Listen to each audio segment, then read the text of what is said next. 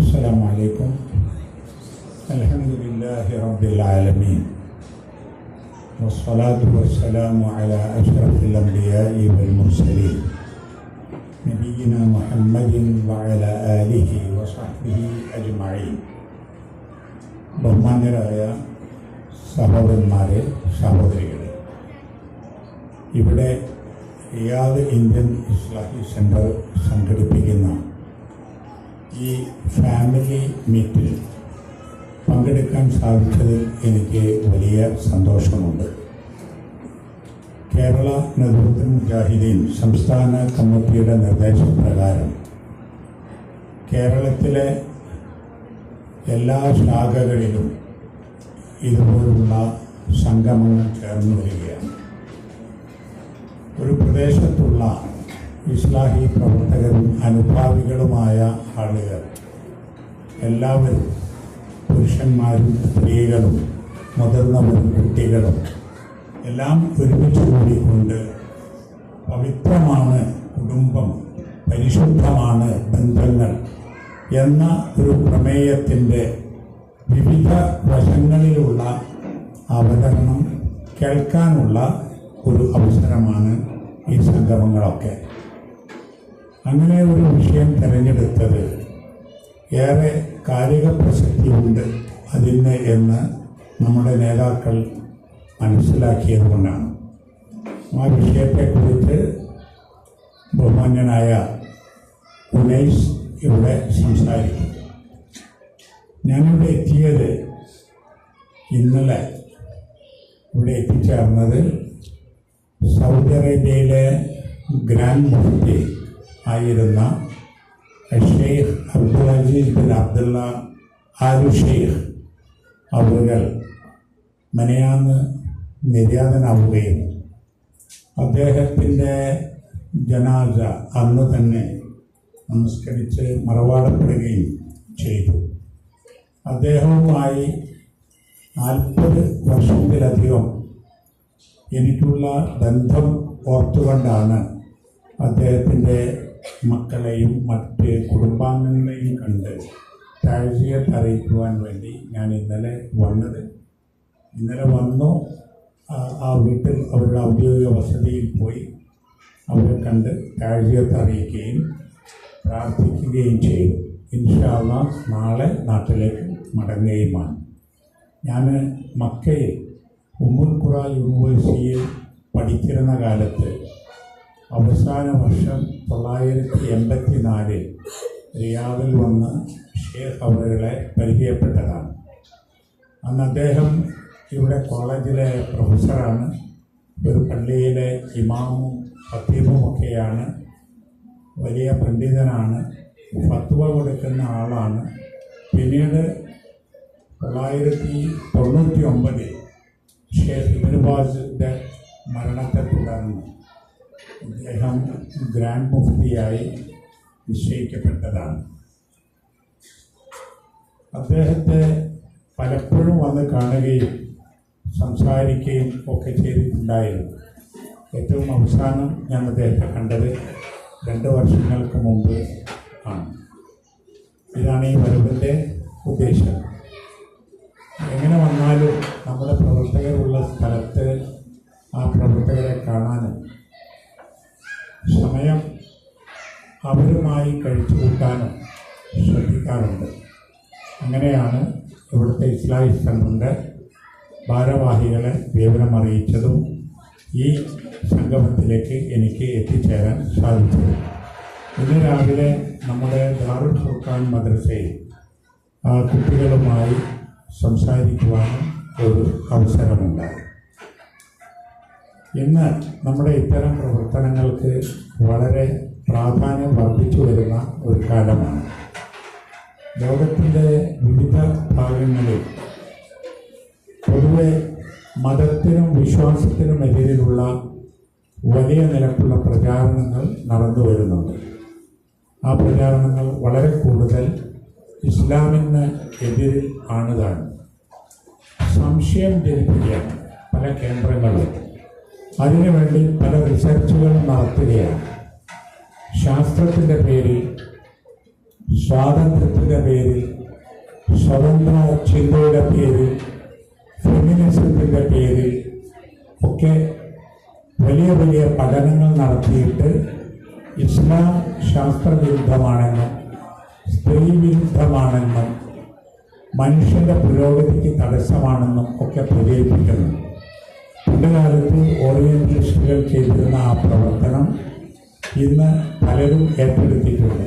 യുക്തിവാദികളും അതുപോലെ ദൈവനിഷേധികളും ഫാസിസ്റ്റുകളും ഇസ്ലാം വിട്ടുപോയിട്ടുള്ള എക്സ് മുസ്ലിങ്ങളും ഒക്കെ ഈ പ്രവർത്തനത്തിലാണ്. ഈ സന്ദർഭത്തിൽ നമ്മൾ എന്ത് ചെയ്യണം എന്നത് ആലോചിക്കേണ്ട ഒരു വിഷയമാണ്. എല്ലാവർക്കും വിജ്ഞാനങ്ങൾ ലഭ്യമാക്കാനുള്ള അവസരങ്ങൾ ഇന്ന് കൂടുതലാണ്.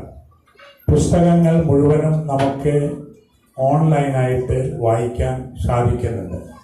സോഷ്യൽ മീഡിയയിലൂടെ ഏത് ലേഖനങ്ങളും പഠനങ്ങളും നമുക്ക് കിട്ടുന്നുമുണ്ട്. ഏത് ഭാഷയിലുള്ള ഗ്രന്ഥവും ഏത് ഭാഷയിലേക്കും തർജ്ജമ ചെയ്ത് നമുക്ക് വായിക്കാനും സാധിക്കും.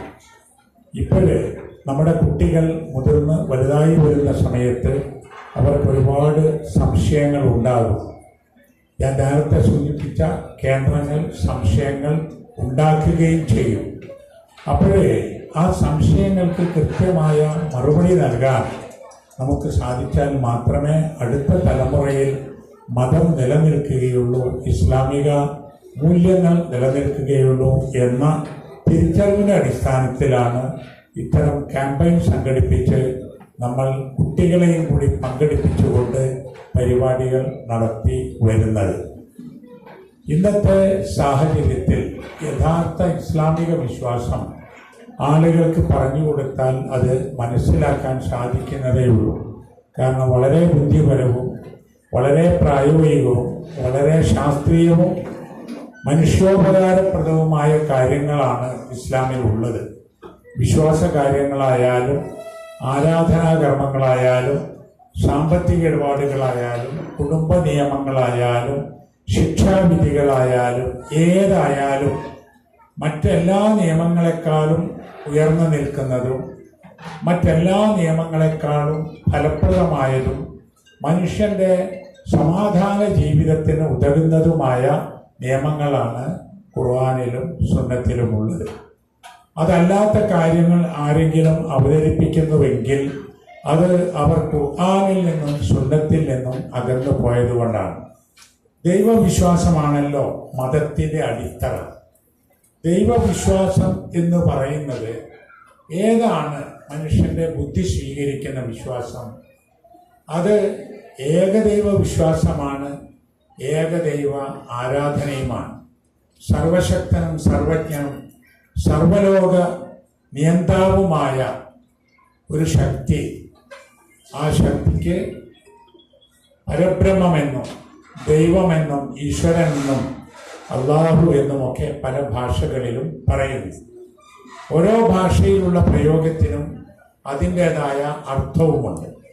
അള്ളാഹു എന്ന് പറയുമ്പോഴേ വിശദീകരണം ആവശ്യമില്ലാതെ അള്ളാഹു ഏകനാണെന്നും അള്ളാഹു ലിംഗവ്യത്യാസം സ്ത്രീ പുരുഷ പുല്ലിംഗമെന്നോ സ്ത്രീലിംഗമെന്നോ പറയാൻ കഴിയില്ല എന്നും ആ പദത്തിന് ഒരു ദ്വിവചനമോ ബഹുവചനമോ ഇല്ല എന്നും ഒക്കെയുള്ള ഒരുപാട് പ്രത്യേകതകളുണ്ട്. എന്നാൽ വിശദീകരണത്തിലൂടെ എല്ലാ ഭാഷയിലും ദൈവത്തെക്കുറിച്ച് പറയുന്നവർ ദൈവം സൃഷ്ടാവാണെന്നും ദൈവം നിയന്താവാണെന്നും ദൈവം അന്നദാതാവാണെന്നും ദൈവമാണ് എല്ലാത്തിനും കഴിവുള്ളവനെന്നും വിശ്വസിക്കുന്നുമുണ്ട്. അങ്ങനെയാണെങ്കിൽ ഒരു ദൈവമാണോ ഒന്നിലധികം ദൈവങ്ങളാണോ ഉണ്ടാവേണ്ടത് എന്ന് ബുദ്ധിപരമായി ചർച്ച ചെയ്താൽ എല്ലാറ്റിനും കഴിയുന്ന രണ്ട് ദൈവമുണ്ടായാൽ പ്രപഞ്ചം നിലനിൽക്കില്ല എന്നത് ഉറപ്പാണ് എന്ന് ആർക്കും പറയാൻ സാധിക്കും. ദൈവം കാരുണ്യവാനാണ്, നീതിമാനാണ് എന്ന് മതഗ്രന്ഥങ്ങൾ പരിചയപ്പെടുത്തുന്നു. നമ്മൾ ലാ ഇലാഹ ഇല്ലല്ലാഹ് എന്ന തൗഹീദിലേക്കാണ് ആളുകളെ ക്ഷണിക്കുന്നത്. നമ്മുടെ പ്രസ്ഥാനത്തിൻ്റെ പ്രഥമവും പ്രധാനവുമായ ആദർശം തൗഹീദാണ് താനും. അതിന് കാരണം എന്താണ്? അള്ളാഹു മാത്രമാണ് ആരാധനക്കർഹൻ അള്ളാഹുവിലേക്ക് അടുപ്പിക്കുവാൻ വേണ്ടി ഇടയാളന്മാർ ആവശ്യമില്ല. ശുപാർശകരും മധ്യവർത്തികളും നമ്മുടെ ആരാധനകൾ, നമ്മുടെ പ്രാർത്ഥനകൾ പടച്ചവൻ സ്വീകരിക്കാൻ ഒരിക്കലും ഉപകാരപ്പെടുകയുമില്ല എന്ന് ഖുർആനിന്റെയും സുന്നത്തിന്റെയും അടിസ്ഥാനത്തിൽ നാം തൗഹീദ് പറഞ്ഞു കൊടുക്കുമ്പോൾ അത് വളരെ ബുദ്ധിപരമായി ആളുകൾക്ക് മനസ്സിലാക്കാൻ സാധിക്കും. കാരണം കാരുണ്യവാനാണ് ദൈവം, നീതിമാനാണ് ദൈവമെങ്കിൽ ആ കാരുണ്യവാനായ നീതിമാനായ ദൈവം കാര്യങ്ങൾ അതിൻ്റെ കൃത്യതയനുസരിച്ച് ചെയ്തുകൊണ്ടിരിക്കും.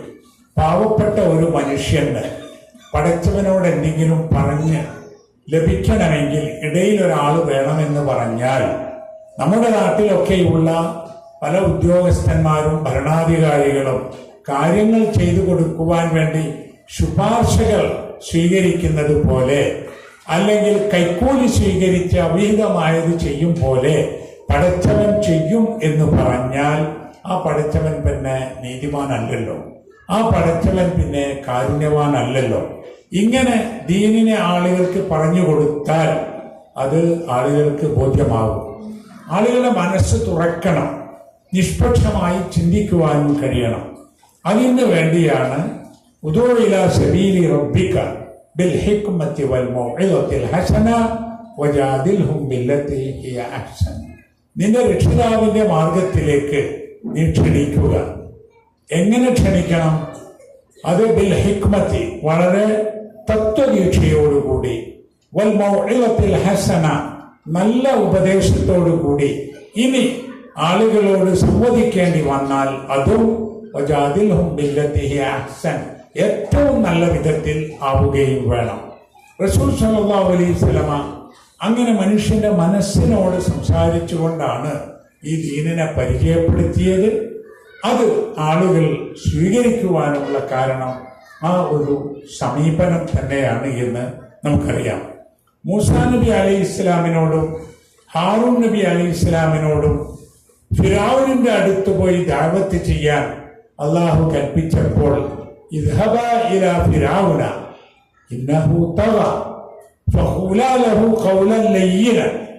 ഫിറഔന്റെ അടുത്ത് പോയിട്ട് ആ ഫിറഔന് അള്ളാഹുവിനെ പറ്റി പറഞ്ഞു കൊടുക്കാൻ നിങ്ങൾ സ്വീകരിക്കേണ്ടത് ലയ്യനായ വാക്കുകളാണ് എന്ന് അള്ളാഹു അവരോട് പറയുകയുണ്ടായി. ഫിറഔനെ അധികാരത്തിൽ നിന്ന് പിടിച്ചടക്കുവാനോ ഫിറഔനെ കായികമായി നേരിടുവാനോ ചീത്ത വിളിക്കുവാനോ അതിൻ്റെ പേരിൽ കലഹങ്ങൾ ഉണ്ടാക്കുവാനോ ഒന്നുമല്ല അള്ളാഹു പറഞ്ഞത്. ഫിറഔന്റെ അടുത്ത് ചെന്ന് മയത്തിൽ കാര്യങ്ങൾ പറഞ്ഞു കൊടുക്കുക എന്ന് ഖുർആൻ ഉദ്ധരിക്കുന്നുണ്ട്. ആ സംഭവം നബി സല്ലല്ലാഹു അലൈഹി വസല്ലമ യമനിലേക്ക് ഗവർണർമാരെ അയച്ച സന്ദർഭത്തിൽ അവിടെ പോയി പറയേണ്ട കാര്യങ്ങൾ ഒന്നാമതായി തൗഹീദ് പറഞ്ഞു കൊടുക്കണം.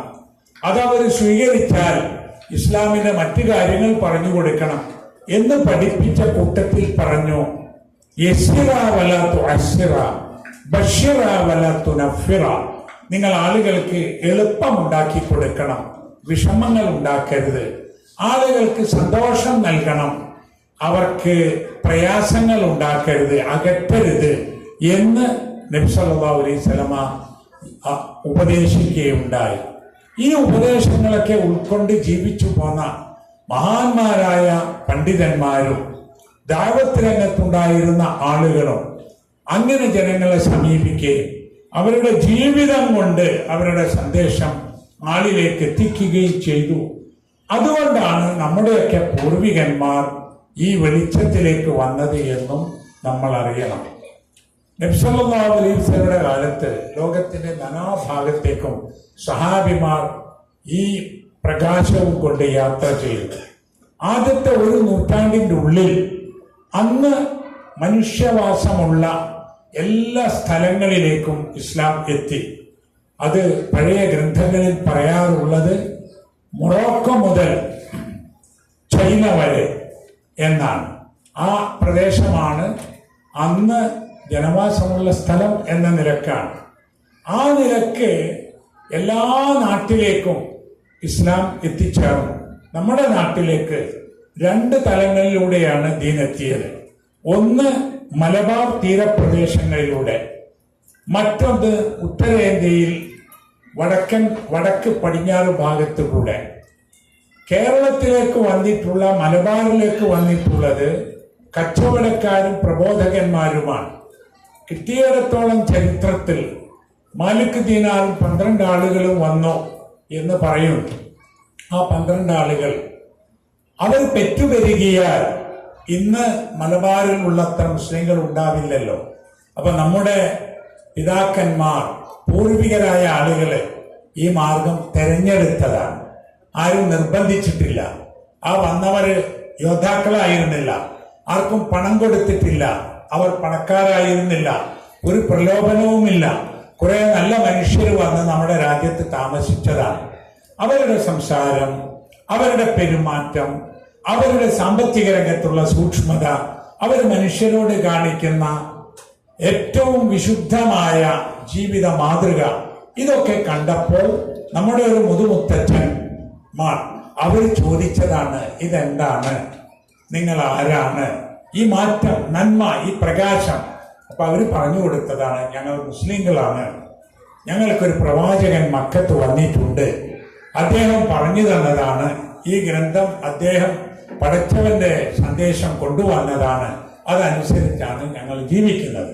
അപ്പോ ഇവർ അങ്ങോട്ട് ചോദിച്ചതാണ്, എങ്കിൽ അത് ഞങ്ങൾക്കും സ്വീകരിച്ചാൽ ഞങ്ങളും നന്നാകുമല്ലോ, അത് സ്വീകരിച്ചാൽ ഞങ്ങളും ഏറ്റവും വിശുദ്ധമായ ഒരു ജീവിതത്തിൽ എത്തുമല്ലോ. അങ്ങനെ ഒരു പ്രലോഭനവുമില്ലാതെ, ഒരു പ്രകോപനവുമില്ലാതെ, ഒരു കുഴപ്പവുമില്ലാതെ ഇഷ്ടപ്പെട്ട് ദീൻ സ്വീകരിച്ച ആളുകളാണ് ഇന്ന് ലോകത്തിന്റെ വിവിധ ഭാഗങ്ങളിലുള്ള മഹാബഹുഭൂരിപക്ഷം വരുന്ന മുസ്ലിങ്ങളും. ഇപ്പൊ നമ്മുടെ പ്രസ്ഥാനം ഓരോ കാലത്തും അതാത് കാലത്തേക്ക് ആവശ്യമായ നിലക്കുള്ള വിഷയങ്ങൾ വെച്ച് ക്യാമ്പയിനുകൾ നടത്തുകയാണ്. ഇപ്പൊ അടുത്ത് മണ്ഡലം സമ്മേളനങ്ങൾ കഴിഞ്ഞു. ഇപ്പോൾ ഈ ക്യാമ്പയിൻ കൊണ്ട് എല്ലാ ശാഖകളും സജീവമായിട്ടുണ്ട്. നവംബറിൽ കേരള ജംഇയ്യത്തുൽ-ഉലമയുടെ 100ാം വാർഷിക പരിപാടികളുടെ സമാപനമാണ്. ഡിസംബറിൽ നമ്മുടെ വിദ്യാർത്ഥി വിഭാഗമായ MSMന്റെ സംസ്ഥാന സമ്മേളനമാണ്. ഇതിനിടയിൽ നമ്മുടെ സഹോദരിമാരുടെ MGMന്റെയും NGM സ്റ്റുഡൻസ് വിങ്ങിന്റെയും കുറെ പരിപാടികളും നടന്നു. ഖുർആൻ മത്സരങ്ങൾ, വെളിച്ചം ഖുർആൻ പദ്ധതി, അതുപോലെ QHLS, നമ്മുടെ എല്ലാ ഘടകങ്ങളും നടത്തുന്ന വൈജ്ഞാനിക മത്സരങ്ങൾ എല്ലാം നടന്നുകൊണ്ടിരിക്കുന്നു. കേരളത്തിൽ ഇന്ന് ഏറ്റവും ശ്രദ്ധേയമായ നിലക്ക് ഇസ്ലാമിന്റെ തെളിഞ്ഞ സന്ദേശം എത്തിച്ചു കൊടുക്കാൻ കഴിയുന്നത് ഈ പ്രസ്ഥാനത്തിനാണ്. ഒരു കൂട്ടം ആളുകൾ കൂടുതൽ അന്ധവിശ്വാസങ്ങളിലേക്ക് നീങ്ങുന്നു, അവർ കൂടുതൽ ശിർക്കിലേക്ക് നീങ്ങുന്നു.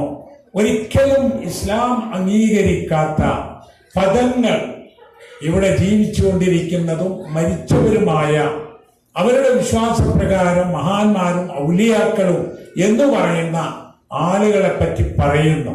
ഈ ലോകത്തെ തന്നെ നിയന്ത്രിക്കുന്ന മുദബ്ബിറുൽ ആലം, അത് ഇന്ന വലിയാണ്, അല്ലെ ഇന്ന സിദ്ധനാണ് എന്ന് പറയുന്നു. അത്തരം ആളുകൾ അറിയാതെ ഈ ലോകത്തൊന്നും നടക്കുകയില്ല എന്ന് അവർ വിശ്വസിക്കുന്നു. ഒരു ഇല അനങ്ങുന്നത് പോലും അത്തരം ആളുകൾ അറിയും എന്ന് പറയുന്നു. ഏത് ഭാഷയിലും പറഞ്ഞാൽ അവൾ കേട്ട് മനസ്സിലാക്കും എന്ന് വിശ്വസിക്കുന്നു. അങ്ങനെയാണെങ്കിൽ പിന്നെ വലം യകുൽ ലഹു കുഫുവൻ അഹദ്, സൂറത്തുൽ ഇഖ്ലാസിൽ വളരെ കൃത്യമായി പറഞ്ഞ അല്ലാഹുവിന് തുല്യരായി ആരുമില്ല എന്ന് പറഞ്ഞത് ഇനി എന്തിലാണ് എന്നത് ആളുകൾക്ക് മനസ്സിലാകാതെ വരുന്നു. മുസ്ലിങ്ങൾ എത്ര വലിയ ശിർക്ക് ചെയ്താലും അതിൽ കുഴപ്പമില്ല, അത് ഇസ്ലാം തന്നെയാണ് എന്നും മുസ്ലിങ്ങൾ അല്ലാത്ത ആളുകൾ ചെയ്യുന്ന ഷിർക്ക് മാത്രമേ ഷിർക്കാവുകയുള്ളൂ എന്ന് പോലും പറയുന്ന അവസ്ഥയിലേക്ക് കാര്യം എത്തി നിൽക്കുന്നു. അപ്പൊ നമ്മുടെ ദഅവത്ത് കൂടുതലായി വരേണ്ടതുണ്ട്. ഓരോ പ്രാവശ്യവും ഓരോ വർഷവും പുതിയ പുതിയ കാര്യങ്ങളാണ് വരുന്നത്. ഈ അന്ധവിശ്വാസങ്ങളൊക്കെ വന്നതിൽ അതിന്റെ ഒരു തുടക്കം യഥാർത്ഥത്തിൽ ഷിയാക്കളിൽ നിന്നാണ്. നമ്മൾ അഹ്ലുസുന്നയാണ്, അഹ്ലുസുന്നത്തി വൽ ജമാഅ. ഇസ്ലാമിന്റെ ആദ്യ നൂറ്റാണ്ടിൽ തന്നെ മുസ്ലിം സമൂഹത്തിൽ ഉണ്ടായ ഒരു ഭിന്നിപ്പും പിളർപ്പും, ഒരു കൂട്ടം ആളുകൾ അഹ്ലുബൈത്തിന്റെ പേര് പറഞ്ഞുകൊണ്ട് ആളുകളെ സംഘടിപ്പിച്ചു. എന്നിട്ട് അതിന് ഷിയാത്ത് അലി എന്ന് പേര് പറഞ്ഞു. അത് പിന്നീട് ഷിയാക്കൾ എന്ന് അറിയപ്പെട്ടു. അതിന് അഹ്ലുബൈത്തോ അലി റളിയല്ലാഹു അൻഹുവോ അദ്ദേഹത്തിന്റെ മക്കളോ ഉത്തരവാദിയല്ല. അവരൊക്കെ അഹ്ലു സുന്നയാണ്. നമ്മളും അഹ്ലു സുന്നയാണ്. യഥാർത്ഥത്തിലുള്ള സുന്നികളാണ് നമ്മൾ. നമ്മുടെ പണ്ഡിത സഭ, കേരളത്തിൽ ആദ്യത്തെ പണ്ഡിത സഭ കേരള ജംഇയ്യത്തുൽ ഉലമയാണ്. 1924 അത് സ്ഥാപിച്ചത്. അതിന്റെ പൂർണ്ണമായ പേര്, രജിസ്റ്റർ ചെയ്ത പേര് കേരള ജംഇയ്യത്തുൽ ഉലമ അഹ്ലു സുന്നത്തി വൽ ജമാഅ എന്നാണ്. അതിന്റെ ലെറ്റർ ഹെഡിലും അതിന്റെ സീലിലും അതിന്റെ പരിപാടികളുടെ ബാനറിലും അതിന്റെ ഭരണഘടനയിലും ഒക്കെയുണ്ട്. അതുകൊണ്ട് നമ്മൾ തന്നെ മനസ്സിലാക്കണം, നമ്മൾ അഹ്ലു സുന്നയാണ്, നമ്മൾ യഥാർത്ഥ സുന്നികളാണ്. സൗദി അറേബ്യയിലുള്ള വലിയ പണ്ഡിതന്മാർ, ആ പണ്ഡിതന്മാരൊക്കെ പറയലും അവരെഴുതലും നഹ്നു അഹ്ലു സുന്നത്തി വൽ ജമാഅ എന്നാണ്. അത് നമ്മൾ കൈമോശം വന്നു പോവാത്ത വിധം കാത്തു സൂക്ഷിക്കുകയും നമ്മളാണ് യഥാർത്ഥത്തിലുള്ള അഹ്ലു സുന്ന എന്ന് നമ്മൾ പറഞ്ഞു കൊടുക്കുകയും ചെയ്യേണ്ടതുണ്ട്. ദീനീ പ്രവർത്തനം എന്ന് പറയുന്നത് ആളുകൾക്ക് ഒരു ചോയ്സാണ്. അത് ആളുകളെ അടിച്ചേൽപ്പിക്കാൻ പറഞ്ഞിട്ടില്ല. ലാ ഇക്റാഹ ഫിദ്ദീൻ. നമ്മുടെ ബാധ്യത ഇസ്ലാമിനെ ജനങ്ങൾക്ക് പറഞ്ഞു കൊടുക്കുക എന്നതാണ്. അത് ഓരോ പ്രദേശത്തേക്കും ഓരോ കാലത്തേക്കും ആ പ്രദേശത്തുള്ള അനിവാര്യമായ വിഷയങ്ങൾ അത് ഉയർത്തിക്കൊണ്ടുവന്ന് ആളുകൾക്ക് നമ്മൾ ബോധം നൽകണം. നമ്മൾ ഒരു ഘടകത്തെയും വിട്ടുകളഞ്ഞിട്ടില്ല. പണ്ഡിതന്മാർക്കുള്ള സംഘടന അവർ പണ്ഡിതോചിതമായി പ്രവർത്തിക്കുന്നു. പൊതുജനങ്ങൾക്ക് കൂടി പങ്കാളിത്തമുള്ള കേന്ദ്രം സാധാരണക്കാരായ ആളുകൾ, പണ്ഡിതന്മാരും സാധാരണക്കാരും, വ്യവസായികളും ഉദ്യോഗസ്ഥന്മാരും കർഷകരും വ്യാപാരികളും മറ്റുള്ളവരും ഉൾക്കൊള്ളുന്ന ബഹുജന സംഘടന എന്നതിൽ കേന്ദ്രം പ്രവർത്തിക്കുന്നു. ഈ കേന്ദ്രമിന്റെ ഈ പ്രവർത്തനങ്ങളോട് സഹകരിക്കുന്ന യുവാക്കൾ അവരുടെ മേഖലകളിൽ ആ വിഷയം ഏറ്റെടുത്ത് കൊണ്ടു നടക്കുന്നു. കോളേജുകളിലും സ്കൂളിലൊക്കെ പഠിക്കുന്ന നമ്മുടെ കുട്ടികൾ MSM-ഉം അതുപോലെ MGM സ്റ്റുഡൻസ് വിങ്ങും എന്ന പേരിൽ സംഘടിച്ച് നല്ല പ്രവർത്തനം നടത്തുന്നു. സഹോദരിമാർ അവർ MGM-ന്റെ പേരിൽ വളരെ വലിയ പ്രവർത്തനം നടത്തുന്നു. അവർ തന്നെ സംഘടിപ്പിക്കുന്ന മദ്രസകളുണ്ട്. ഓൺലൈനായി ക്ലാസ് നടത്തുന്ന എത്രയോ ടീച്ചർമാരുണ്ട്. ഖുർആൻ ക്ലാസുകൾ സ്ഥിരമായി കൊണ്ടു നടക്കുന്ന ആളുകളുണ്ട്. ചുരുക്കി പറഞ്ഞാൽ നമ്മൾ കുടുംബം ഒന്നിച്ച് ഈ പ്രവർത്തനവുമായി മുന്നോട്ട് പോവുകയാണ്. അതിൽ നമ്മൾ സജീവമാകണം.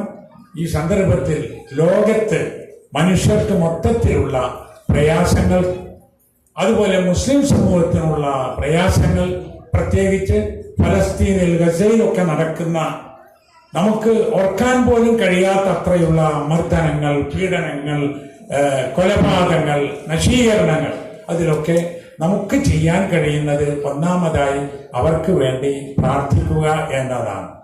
മറ്റൊന്ന്, ഈ പ്രദേശത്തെ ഭരണകൂടം അനുവദിക്കുന്ന വിധത്തിൽ ഔദ്യോഗികമായുള്ള സഹായ സഹകരണങ്ങൾ ആ പീഡിതർക്ക് എത്തിച്ചു കൊടുക്കുക എന്നതുമാണ്. അതേപോലെ തന്നെ നമ്മുടെ രാജ്യത്തും മറ്റ് രാജ്യങ്ങളിലും മുസ്ലിങ്ങൾക്ക് നല്ല നിലക്ക് ജീവിച്ചു പോവാനും പ്രവർത്തിക്കുവാനും കഴിയാത്ത നിയമങ്ങളും ഉണ്ടായിക്കൊണ്ടിരിക്കുന്നു. അതിനെയും നിയമപരമായി നേരിടുവാനുള്ള പ്രവർത്തനങ്ങൾക്ക്, അതിൻ്റെ വിജയത്തിന് വേണ്ടി നമ്മൾ പ്രാർത്ഥിക്കുകയും ചെയ്യേണ്ടതുണ്ട്.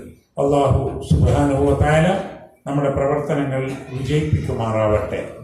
നമ്മിൽ നിന്ന് മരണപ്പെട്ടു പോയ ആളുകൾക്ക് അല്ലാഹു മഗ്ഫിറത്ത് നൽകി അനുഗ്രഹിക്കുമാറാവട്ടെ.